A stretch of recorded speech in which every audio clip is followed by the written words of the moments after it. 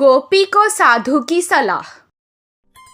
नंदापुर नामक एक गांव में गोपी नाम का एक लड़का रहता था। वो बहुत कामचोर था। वो हर काम को आसानी से बिना मेहनत के करना चाहता था।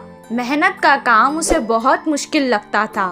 उसे घूमना फिरना और मस्ती करना बहुत पसंद था। वो हमेशा गांव के बच्चों के साथ फिरता रहता था। उसके माँ बाप उसके लिए बहुत चिंतित थे। वो बस अपने बच्चे को सुधरता देखना चाहते थे।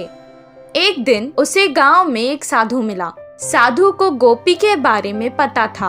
उसे सुधरने के लिए उसने उसे एक सलाह दी। तुम बहुत अमीर हो जाओगे अगर तुमने मेरी ये बात मान ली तो। अपने गांव के बाईं तरफ एक आम का पेड़ है। उसके 10 कदम पर अगर तुम खोदना शुरू करोगे तो तुम्हें वहाँ सोने का खजाना मिलेगा।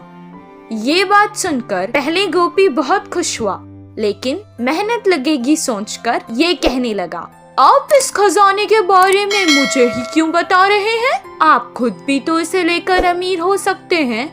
हम साधुओं को धन का लालच नहीं है, हम बस लोगों की मदद करते हैं। इतना कहकर वो वहाँ से चला गया। गोपी कहने लगा कि उस खजाने के लिए पता नहीं कितना खोदना पड़ेगा, और अगर इतनी मेहनत के बाद भी खजाना अगर नहीं मिला तो सब बेकार हो जाएगा। इतना कहकर वो भी वहाँ से चला गया। हर काम को वो ऐसे ही टाल देता था। कुछ दिन बाद गांव में पानी बंद हो गया। गांव वाले पानी की तलाश में हर कोशिश करने लगे।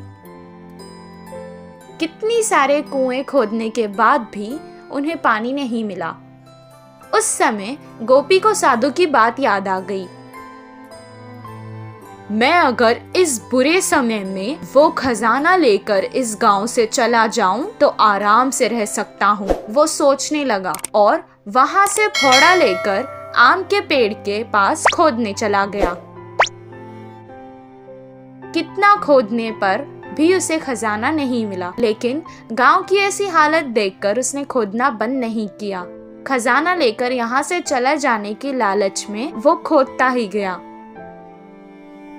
4 दिन तक खोदने के बाद उसके पैरों के नीचे उसे पानी महसूस हुआ। कुछ देर बाद उस घड़े में पानी भरने लगा। वो तुरंत उस घड़े से बाहर निकल गया। पानी कुएं की तरह उस घड़े में भर गया। इस बात का पता गांव में लगते ही सारे गांव वाले आकर उस कुएं को देखने लगे। गांव वालों की जान बचाने के लिए सबने उसे कुछ ना कुछ उपहार भी दिया। मेहनत के बाद शाबाशी के साथ साथ उसे इनाम में मिला, जिससे वो बहुत खुश हुआ और इस दिन से वो मेहनत के काम करने लगा। गोपी के कुएं से उस गांव की परेशानी भी खत्म हो गई और सब खुशी खुशी रहने लगे।